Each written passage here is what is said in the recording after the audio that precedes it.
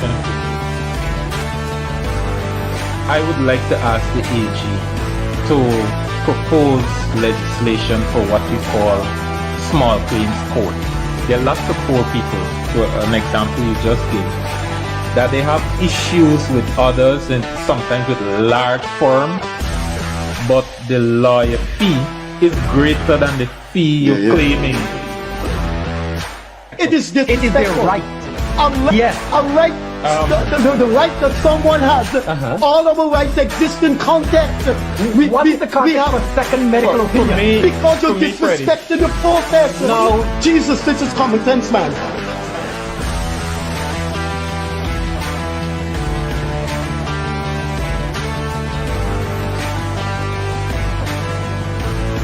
Any situation which you see that you're just dealing with Afro-Guyanese issues. If one, you can't bring and pull the leaders of the African community together, you're failing. And if two, you can't put forward a vision, a blueprint, and a plan for African Guyanese, you're failing as well.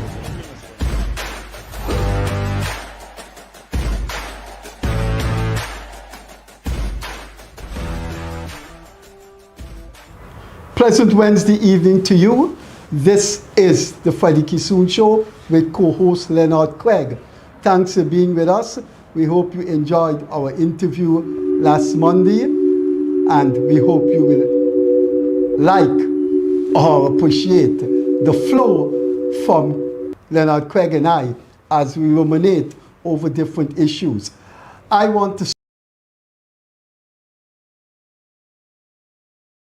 start sometime, and I think I can say for Craig, he should know it would have happened. The government, not some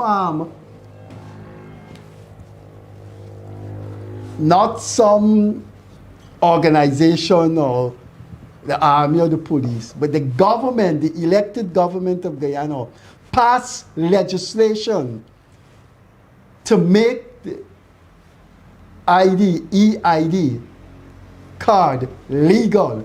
So the EID card is legal.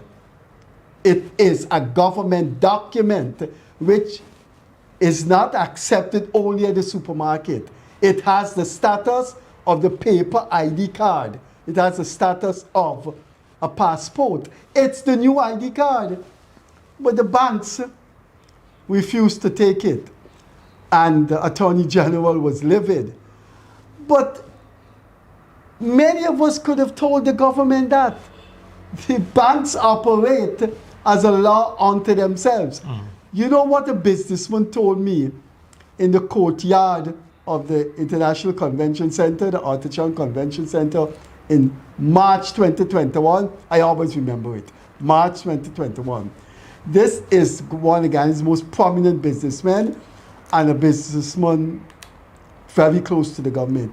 He said the Bank of Nova Scotia operates with their own laws. He told me that. So he must have known things about them. And he said, it's because they're a foreign company, you can't touch them. So he was actually saying that the sovereign nation of Guyana not have jurisdiction over the Bank of Nova Scotia. So they refuse to accept a legal document which is backed by legislation passed through Parliament. I don't know if it's ever going to stop. But if you're looking at this program, I want to give you my email address and my phone number. And I need some financial assistance. And we could do it very transparently if you're going to help. I need some financial assistance to employ a lawyer to take the commercial banks to court. The commercial banks say after a year, in the case of Scotia's after 6 months, and in the case of Republic Bank is after 2 years. If you do not put a deposit, if there isn't, if there isn't a transaction in your account, it becomes dormant. And I am contending that is a violation of rights, natural law, and it's illegal. Guess why? A transaction is something that has occurred or taken place in your account.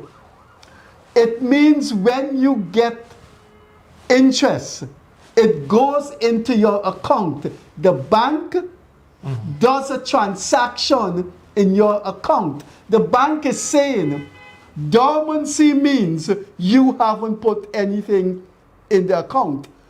But it's someone putting it on your behalf. So that is splitting hairs. Instead of you going to the bank, take your interest, put it in the account, they are doing it for you. Now, the account will never become dormant if you get your senior citizen pension or your NIS pension. But isn't it the same? What asininity is that? The NIS puts money into your account. The commercial bank, as a recognition of your patronage, puts money into your account. How could your account ever become dormant? Yeah, and so I want to test that in code. Just a minute, Leonard. Here's my cell number. I'll repeat it twice. 614-5927. 614-5927. My email is quite simple. It's not Freddie Kissoon. It's one word. F-R-E-D, Fred, Kissoon @yahoo.com. Could we have some financial assistance in which the money will go directly to the lawyer, and let's file a writ against the commercial banks on what is the definition of dormancy? I beg you, I implore you, let's take this matter to court. Yeah, there is a second transaction that the bank itself does in your account. After they put the interest, what they normally do, they put the whole amount. And then they take out something you call withholding tax and then transfer it to the government. So that's a transaction. And all of those things are transactions in your account. The bank really has to think, and going back to what you said earlier about them being a law unto themselves, do you know that commercial banks in Guyana do not accept power of attorney? The only time they accept the power of attorney is if the person giving the power or the person designating the attorney is present in front of them physically. But that defeats what is They do power of attorney. They do not recognize power of attorney document without the person who is making the document. But you can't have that. Because that is what happens the in power of Guyana. attorney is your mother or father on the sick bed. The power of attorney it could be somebody overseas or whatever. Yeah. But the way you see the thing with Guyanese, is a very legal document. and I'm gonna tell you something about GRA just now. The thing is with Guyanese, when one or two people violate something, they put draconian rules in place to affect the entire rest of the country. So one or two persons must have made false power of attorney. And they sweep everybody with the same rule. And the entire country now got to fall under that regime because of one crooked man or two crooked people or something like that. And so everybody now is swept with it, and the bank just don't care. They tell you plain that we don't. All, in my opinion, and when you look at the law, all the bank needs to do is to find out whether this document before me is authentic. And once the document is authentic, a power of attorney has to go through the courts. But that doesn't mean that doesn't mean it cannot be forged. The other thing is the banks in Guyana. They could find that out from the deeds registry. Yeah, no.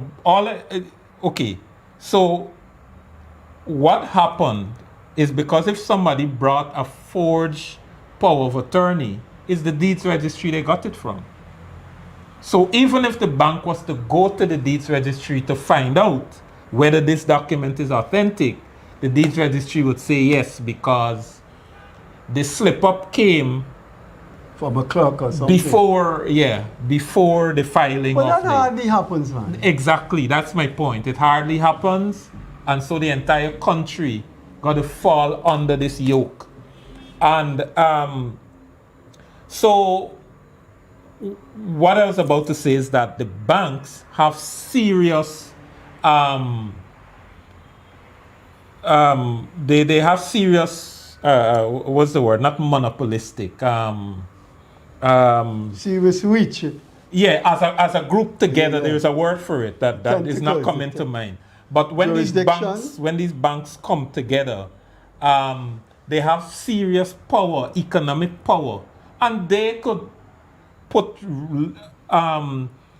recommendations to the government and have the government the government has no choice, because if all your banks, because there is a banking association in Guyana, and if all your banks are coming together to tell you that, look, the law concerning this thing is a little loose and we want these things to tighten up the security of it, the government has to listen. I don't think we have an attorney general that will not listen to that. He has to listen to it. And so they could implement whatever regulation is necessary to tighten up, rather than placing a yoke on the entire country. The other thing too, GRA has a proclivity for doing the same thing. And let me just give you an example.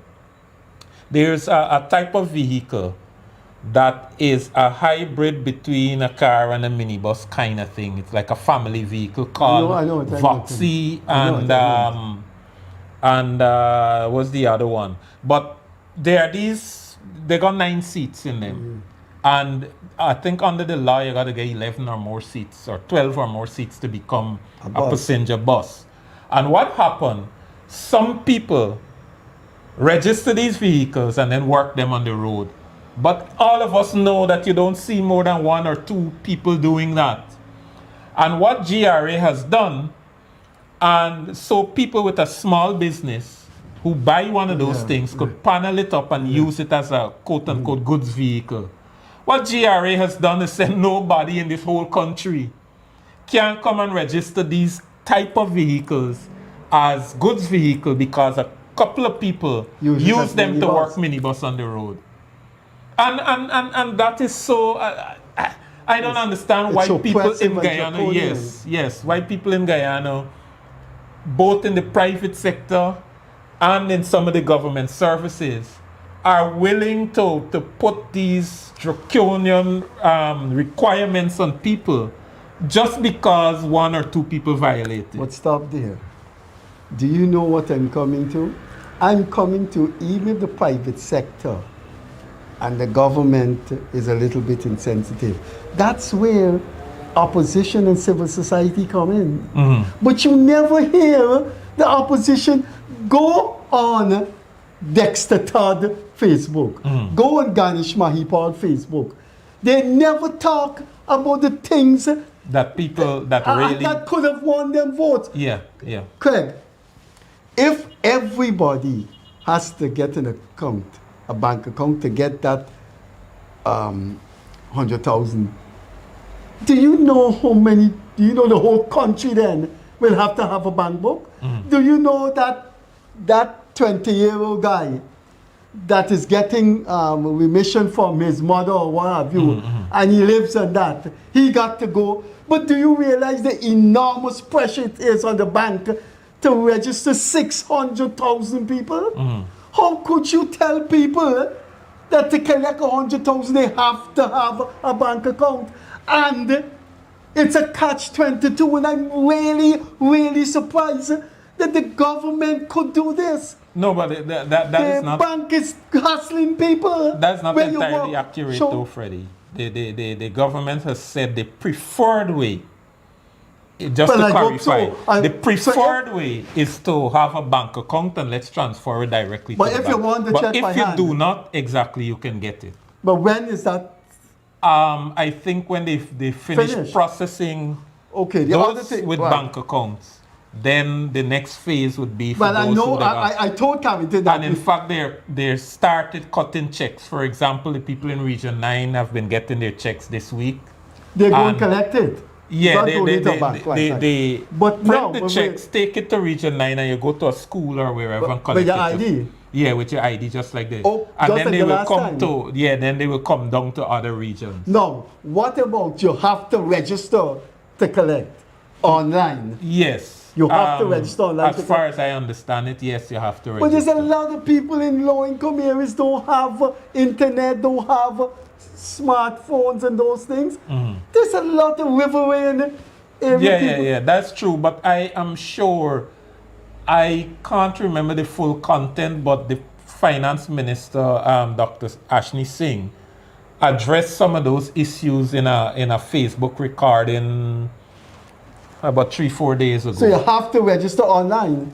Right, registration is required. And what they're doing now, they're going to communities and they're taking this satellite link, this Elon Musk satellite link thing. I forget what you call it, Starlink. They're taking it into the communities and people can then come and register. So that is going to happen in... It's already happening in some of these riverine areas. They're going in, they're announcing the day they're so coming it's in. not widespread in all the regions. I think it's in the regions where people don't have access or don't have as well an access as those on the coast. So they're going in, they're spending 2-3 days, they walk in with a Starlink or two, and people can come and register, and then the information comes to town, they print the check and then goes back Because some people told me, including my neighbor, they had a problem not to keep doing it. That is what I heard. Some people are getting some problem. The explanation given, I am not 100% sold on it, but the explanation given is that because there was a rush, right? The site is inundated and it's like when Obama thing started. yeah, like when the Obama so it breaks down. Right? Obamacare thing started. What Only a happened? certain amount of You don't get traffic. this. You don't get this money if you're not registered. You can't go to the ministry a few months after with your ID card and say, "I wasn't registered," and get it. But you wouldn't know that. What I understand, and I'm going by on, I am not part of the group that plans and executes, so I don't know for sure. But my understanding, based on explanation that is coming from the government, is that even if you don't have, if you are not able to, I think you should be able to go To some center. to some center with your ID and they will register you there. Okay. I think maybe, I don't know if You don't know that. if Ministry of Finance is one such place, you go in and You say, don't look, know that for sure. I think it's happening, but I can't give details Okay. of where and how and all of that. I don't have but I think it's happening where I ain't got no computer, I ain't got no smartphone, I got my ID, I walk into the center and they register me. Okay. Right? You don't know if that is. But I can't point you to the place. I could endeavor to get the information, and on our next program I can share it, or probably on my Facebook page or something. But that is my understanding of what's happening. So, but I hear you on the bank account thing, and a lot of people in Guyana. You know the hassle the banks are a getting lot of people. That's what I was about to say. A lot of people in Guyana do not have bank accounts for that very reason. Yeah, they don't want to face those hassles. I remember a relative of mine was working with somebody and an expert in an area, and decided to, sever ties and form their own business and register business and all of that. And people, they're well known in the industry they're in, and they were approached, to do this work for me, do that work for me, and so on. And the person registered business and want to go and open a bank account, got all the documents and everything, and the bank say, look, you gotta make an appointment. And the person the appointment was 3.5 weeks away. Right? So if that person wants to commence business and start, they got to wait all that time. Donald Ramatar said something. I don't think anybody can question me. I have been supporting the presidency of Finale since March 2020, since August. So I don't think anybody could dare question my commitment to President Ali, and I'm personally fond of Anil Nandlal. But sometimes it is good to keep the government on their toes, because that's the only way things will get done. I mean, if you don't make these kinds of criticisms, the government probably will not know. Yeah. I am not convinced that the government has shown undue interest in how the banks treat these small people.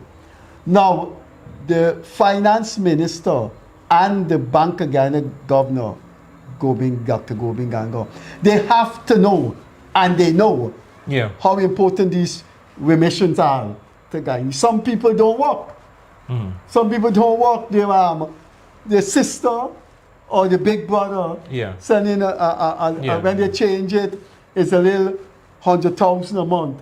Those people do not interface with the commercial banks at all. When you go to them, when the government goes to them and say, register to get this cash grant, the first thing the bank is going to say to them, how old you are? 26? Where you working? You never work? You got to get source of income and all that. No, but sir, you have to tell us what is your source of income. We can't issue. My sister is sent 100, 200 US. Okay, ask your sister to write us and tell us where she is working. Or all those slips you collect from Western Union that you already throw away because you got the money. You got tell people that. You got to go and get them for the last 3 months. What is so indecent, vulgar, and repressive is that everybody in Guyana and in the world knows that some people, because of the evolution of their life after high school, don't have a bank account. Right. And you got the term low life. I don't have no problem using the term low life. But there's a lot of low life people who just live day to day. The government giving $100,000, give the people the money. How you can go and tell them to register at the bank? You know what I found out many moons ago? Some people, ordinary people, are intimidated by buildings, you know. Yes. And some people are even intimidated by banks. And the other thing is, I think the as you mentioned, Bank of Guyana and thing, between the Bank of Guyana and the Minister of Finance, I think they should seriously consider adjusting the rules when it comes to this money laundering thing, because throughout the world, unless you deposit a lump sum greater than $2 million or 10,000 US dollars, which is which is almost 2.2 million Guyana dollars, it is not considered money laundering anywhere in the world. In other words, you could walk on a plane with 10,000 US dollars, you don't have to declare it. If you get 10,001 or 10,002, it therefore means then if I come to open an account with 10,000, with anything less than 10,000, you shouldn't be asking me too many serious. I mean, you could ask some questions. But it says clear you could leave the country with 10,000. Exactly. So you shouldn't be asking me too many questions about source of income. So where you get the money to leave the country with 10,000 US? Right? And I am saying you just got to have a standard. If you see the account is then accumulating something and the person can't account for it, then some things must be triggered. Something in the bank, something in the system. But you can't start somebody who's coming to start an account with 5,000 Guyana dollars. that if you can't prove your source of income, you can't get an account. You could say here, look, anybody in this country could open an account.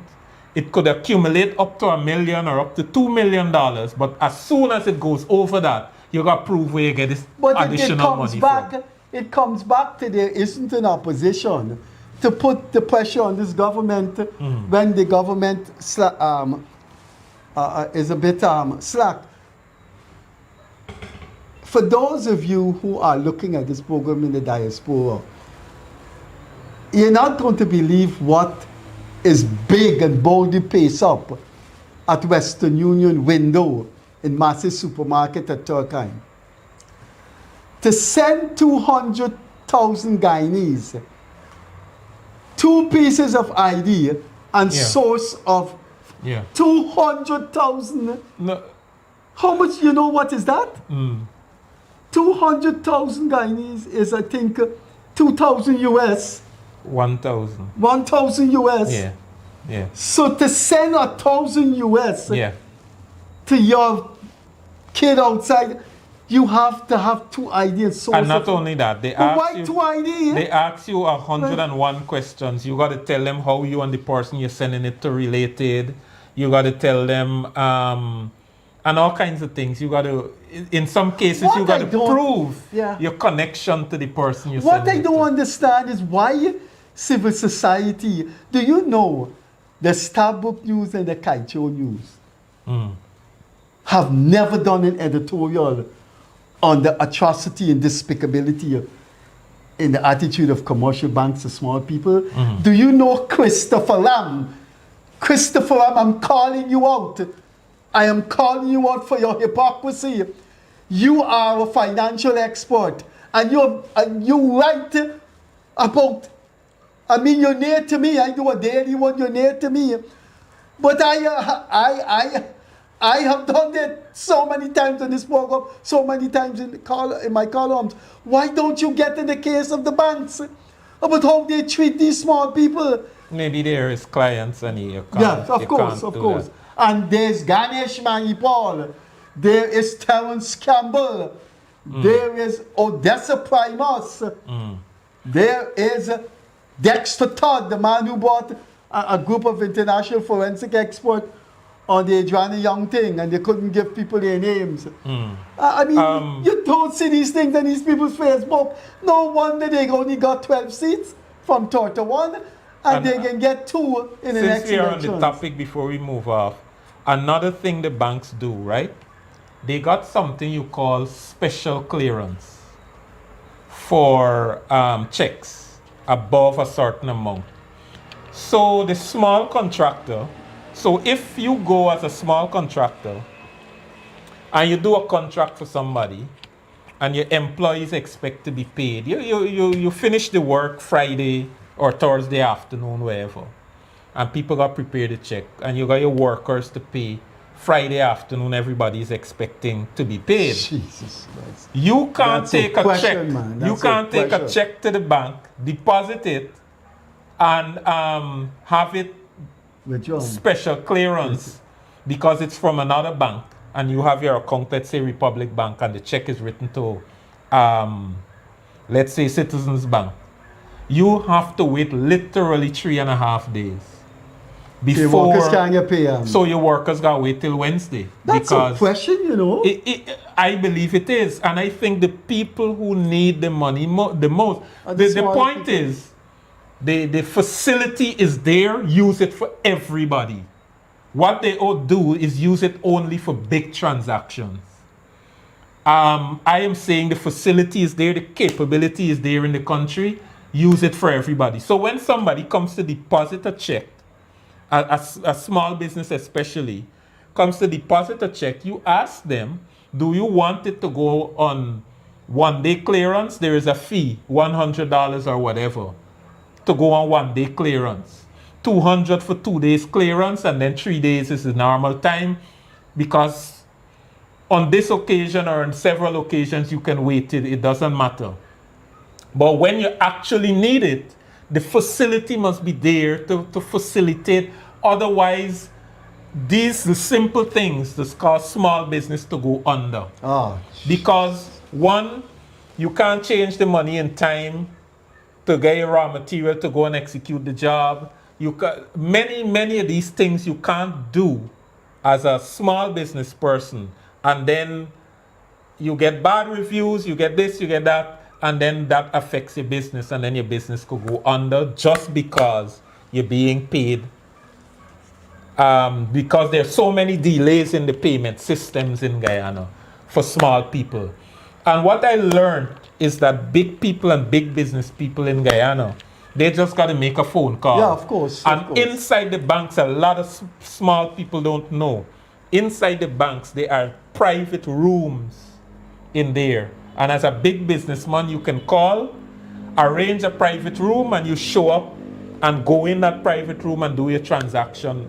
You just show up and go in. You don't have to join that long line. But but two banks have now announced that they have special dispensation for those rich business people. I think GBTI has announced that. So you go in any time. And you get priority. Right. And the small Republic person, Bank has that. And the small person got to stand up in the line. We have to, if we want an equal and just society, those things have got to be extended across But those things the are board to anti-working class. Yeah. Chetty Chaka must be turning in his grave, man. Yeah. I mean, Donald Ramatar said something to me. I can't remember if he said it on the show, but he said part of the problem he has is that he don't think there's sufficient protection of the working class in Guyana by the state. He said that to me. Yeah, there are some simple things that we overlook. When we think about what we're discussing here, this is just mashing up people that the society needs to protect. Sometimes we concentrate, and you see the opposition also, and I think probably the country and our whole mental makeup is aligned that way.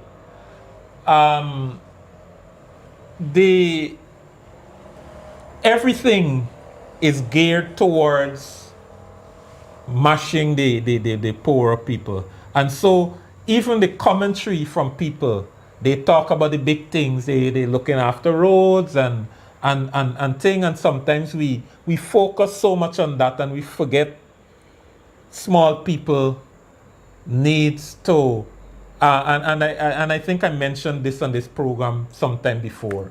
I had a very good friend when I studied in Europe, very, very, very close friend, and she was studying international relations and those kinds of things.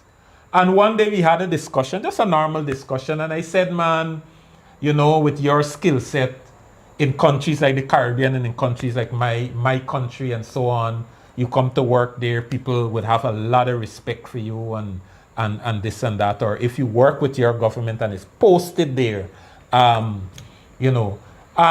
the young lady said to me, she said, that's not what I would want. I prefer to have a simple existence here, knowing that everything works for simple people. But when you go there, in these countries, she was referring to countries like the Caribbean, like Guyana and so on, the system is geared to mashing small people. And she said that would be something that would be resting on my conscience. I can't live with that, so I prefer to stay here. But, Leno, what I don't understand is if the government is too busy or if the government is insensitive, why do you have these civil society groups that every day they talk about Jack Dio, they talk about Irfan Ali, the Minister of Agriculture said something to somebody in a school, and every day it's Jack Dio, Irfan Ali, Mustafa, Zulfikar, and you want to know these people are sick. You go on the Facebook pages of every single member of parliament and you don't see them mentioning the things we talk about. So what needs to happen though and not just opposition, but I think concerned people need to form themselves in action group. And what I know of the government is that if you actually do that and you approach the president, you approach ministers to say, look at this thing dispassionately. It is affecting poor people. I understand we are in an oil economy and you're focusing on these larger issues, which is normal. But it's the poor people that gives you the votes. Yeah, but if you count up the votes of all the rich people, they can't give you 2 seats. Point taken. However, when a country is taking off, it is normal to focus on big things because the big people are going to be bombarding you every day. And sometimes big people, you understand what I mean by big people, their effect and their voice is extremely loud in your workspace. And sometimes it's hard to ignore that. And the easier group of people to ignore would be the small people. Yeah. They can wait. You can pace them. You can go in their community and you could talk to them and they can wait with expectation. But the man up there who moving millions and billions of dollars, he don't want to hear anything about waiting. He got money on the table to invest. He wants everything done now. And sometimes these small issues get left behind. It gets put in a mill that goes around slowly. And so we need a lot of activist groups that are not concerned with the politics of the... Yes, just pure...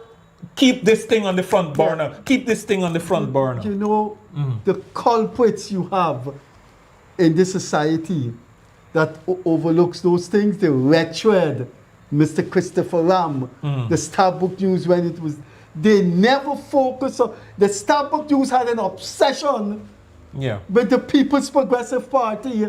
They don't dress properly. Those kinds of things now become opposition main main issues. You ever look at the Facebook of these people? Ganesh Mahipal.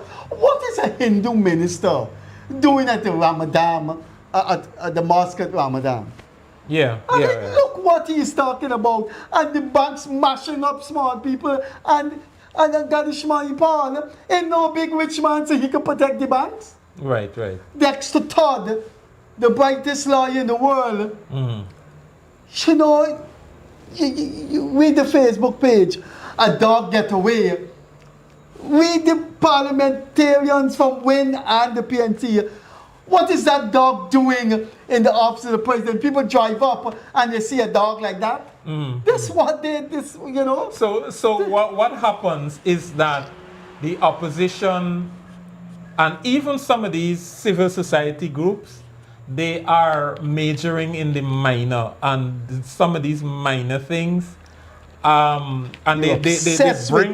they bring up so many of these minor things that you know what lost credibility. Exactly, you know what end up happening is that people just consider them to be pesky, and because it's not a serious issue, it's just trying to score points, and people see you as being pesky. And over time they move on. We want the $1 trillion from Exxon. Put Exxon on the table. Bring them to the table. So over where time, is our fund gone again? So over time, what people do, they tune in to, let's say, Sherrod Duncan just for get some laughs, not for serious political discourse. You tune in because you know the man will make himself a mockery. David Hines, right? And you tune in to get some laugh, but people dismiss you when it comes to serious political issues, serious national issues and all of that. When you hear them and what happens with the opposition is that you don't know when the cry is a wolf cry. You don't know when the cry is serious cry. You can't distinguish because that's their style. Yes, that's their style to cry about everything and anything, any little thing, if somebody step in a place and they do a normal human activity like farting, that is a big political issue. And so people can't decipher whether this is serious. People can't understand What is a dog doing in the office of the president compound? whether this affects my life or not. And people really can't do. So what people then tune in now looking for is the jokes. Yeah, a goat they saw a goat in the office of the president compound. Right. That's and that becomes opposition. And it can't convert votes and new but it makes followers. sense why they got from 31 to 12. Yeah. Because instead of helping people at the banks, picketing the banks, having meetings with the general manager of the banks, for the people in Sophia, I know a woman in Sophia sell plants. Let me tell you what the banks did to that woman. She just voted for win. Because she said it was a waste of time. And you go, ladies and gentlemen, if you're looking at this program, do not take our word for it. Go on the Facebook page of Ganesh Mahipal, of Terence Campbell. Go on the Facebook No, you page. mentioned Terence Campbell. Look, the other day, 2-3 days ago. You will see, they talk about the goat in the compound. He talking about who watch more expensive than whose. My point is this. The thing came up from ordinary people. You as the lead, opposition lead in parliament, let the ordinary people make joke off of that and for APNU and PNC. Let the ordinary political activists make joke off of that. But you being the lead parliamentarian, tackle serious issues now. The man say how he competitive and he watches $100 and he watches $100. It's $100 US. And when he bought it for 400 and something, and the years it got on it. There's what and a major parliamentarian say. Exactly. And that is oppositioning for you, right? And so how people are going to take these people seriously? I mean, yes, if you notice, or if it is true, I don't know, that the president got an expensive watch, and you want to show a nexus between, hey, president expensive watch and people suffering in Guyana, that is fair opposition game. But not in the way it was presented by Terence Campbell as he competitive. This is he watch and he buy it for $500 US and blah, blah, blah, blah, blah. And I mean, that's just childish. But why is the president's watch the focus rather than the presidency, the contents of the presidency that the country should be concerned about? To be the devil's advocate, I think I can see where an argument like that could go. I think I can see if I'm in opposition. I can see where an argument like that could go. That's using exactly. That's using frivolities to score points. No, I understand that, but that is why I'm saying you got to let your underlings do that dirty work. And you got to concentrate on serious policy that people can then look at you and say... started out his political career badly, man. Yeah. And it's just frivolity after frivolity after frivolity on a daily basis. And that's... There's a lot of... There are things... Look, these people walk about the streets like I do. And do they see the complaints? Let me tell you what the Ministry of Social Services did. Years ago, it turned out to be an oppressive thing that the Ministry of Social Service did. You only could collect senior citizen pension at the post office. So when you think of the thousands of people, then you crowded the post office. So common sense prevailed, and what they did is decentralize the thing. You could go to a supermarket where they got, masse thing inside, where they got show pay, and you collect your pension at about 10 places within a 10-mile radius. Right. So those crowds have You know what the people have done now? And you want to know where is the opposition? the Ministry of Social Services made a mistake. You can correct it and you can score points. But you're talking about some goat in the compound in the president. Guess what? Everybody now has to take their senior citizen pension book and get it stamped at the post office. So you're going back to square one. And here, what's the other thing?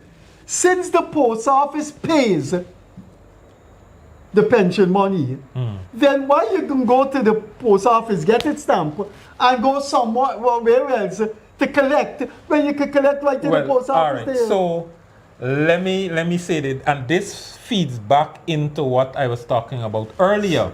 When one or two people breach the system, I think we have a national proclivity for that, whether you're in the private sector, whether you're in government services, whether it comes naturally to just to do these things.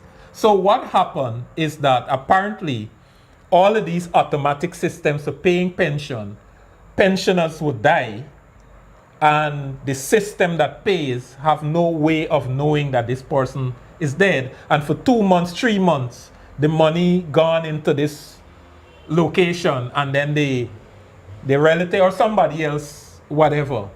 And that was picked up by the system. So they say, man, you got to prove that you're alive. Go down with your book, get it stamped. And you end up in so a that line we of know 300 exactly. people. And So it is that kind of thinking. It's like if, as a society, as a nation, like we can't think of the box. Why if they're thinking like that? Why you don't abolish the police force? Because if a cop take a bribe on the street, then the whole police force bad. if a soldier robs somebody, I know you're being cynical, but you are making a point that needs to marinate with Guyanese generally, because you see this thing over and over and over. One person violates something, or two persons, or one or something happen in a quick succession, one after the other. You just go and the whole country got to. Everybody got to go and get their book stamped at the post office now. Right, and so it's the easy thing to do. It's the quickest thing to think about. I think there might be several other ways you can prove that a person is alive. It might be a little more tedious than that, but it is the easy thing to do. It's simple. Go to the post office, stamp in person. And never mind, it's a line of 300 people. Right. But Leonard, you cannot treat senior citizens like that. I went with my wife to get the book stamp. Leonard, I collect senior citizen pension at a place called Gain Mart. Right? 1 or 2 minutes walk from where I live. Call it 3-4 minutes. With a car is a couple seconds. Now, I have to go to the post office, get the book stamped. When I went there, I said, I am not... Craig, it's simply a long wait in which you could get things done. So, that was Kitty. So we drive and say, maybe they have nobody at Sparrow post office. You ever they say, left the car for running to the jungle. That is what the Ministry of Social Services has done.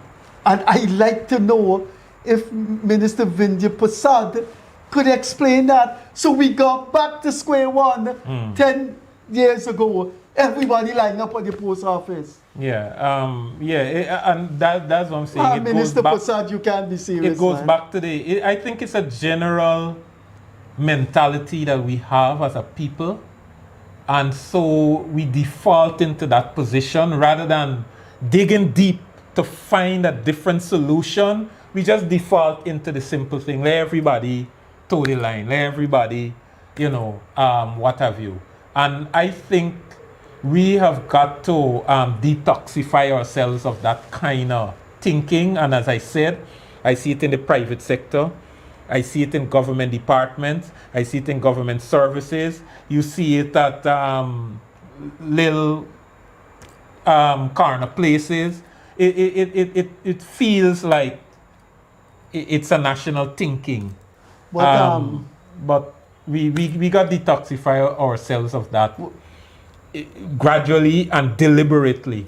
Well, Leonard, you are pretty young compared to me. My days are coming down. To think that I have fought all my life on the side of socialism, Marxist economics, Marxist philosophy. I come from the working class. All my friends, I may not be working class because I have my home, I drive a car, I'm lower middle class. But I live a working class life, how I shop. And to think that I've grown in advanced age, and to see the working people are suffering, have to go through these disadvantages. I remember when the APNU AFC won government, in the AFC I'm talking about, I don't know what APNU did. We had a meeting and just to discuss, what we should think. And what was my presentation to the group?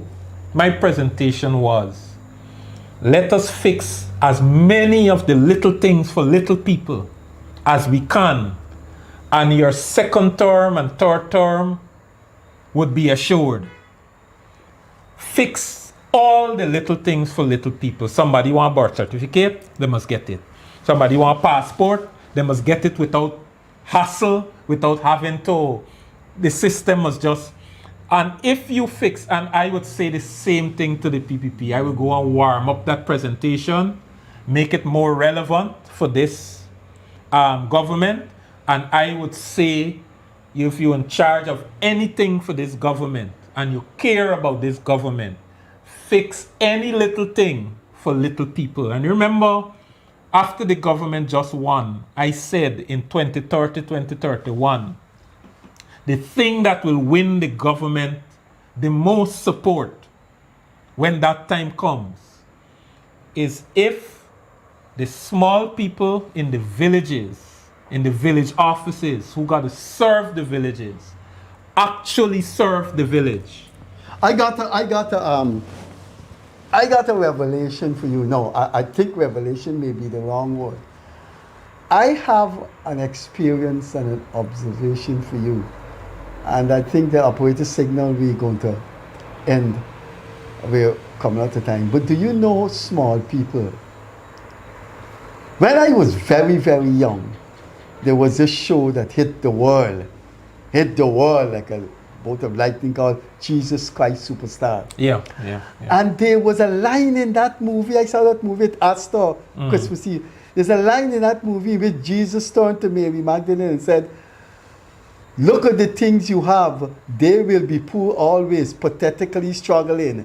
Look at the good things you have. Jesus was telling Mary Magdalene that.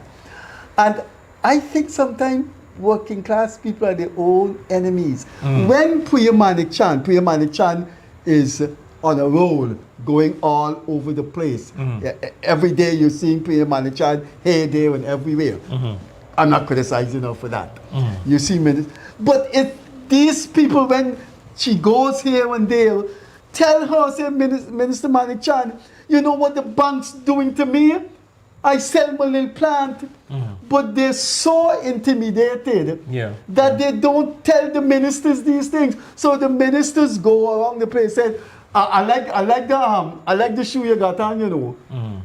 Yes, my husband bought it for my birthday, and they get a hug. So, I've seen Minister Manik Chan around the place, and I've seen nobody tell her about these hassles. And you know what's the reason? They just feel intimidated. Right. And that is so sad. That is so sad, because if they tell her that, and when these ministers go around the place, it may help. It may help. Say it. No, some of those things I guarantee it will help. Because I know several of these ministers, and Minister Manikchan is one of them. They have a disposition of willingness to help and ready to help when asked or when called upon. Well, you know which times we said those things about the bank sale? You have been in this program November 2024. You know, before you came on, I've been banging away at that. And, you know, we had 3 years of calling. And if you see the things we were complaining about, but I don't know. No, well, you gotta remember too, the banks got serious power, economic power in the country, you know, and sometimes don't discount. The banks in Guyana is our Wall Street, you know.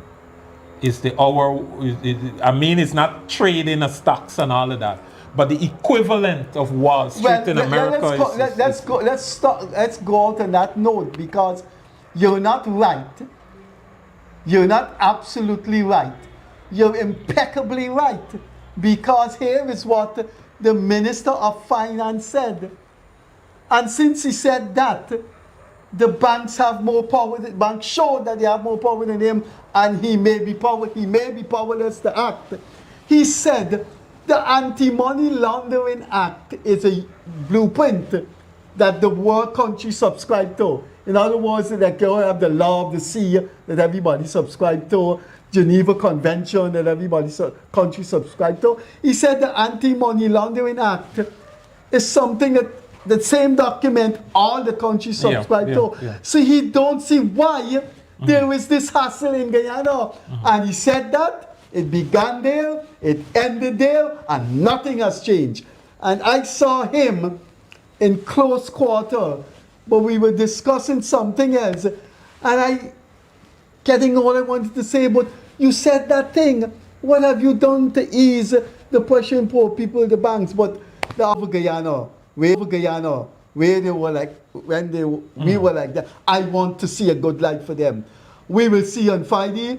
Take care. We will see on Friday. Take care. On behalf of Leonard Craig. Catch you later. Bye-bye.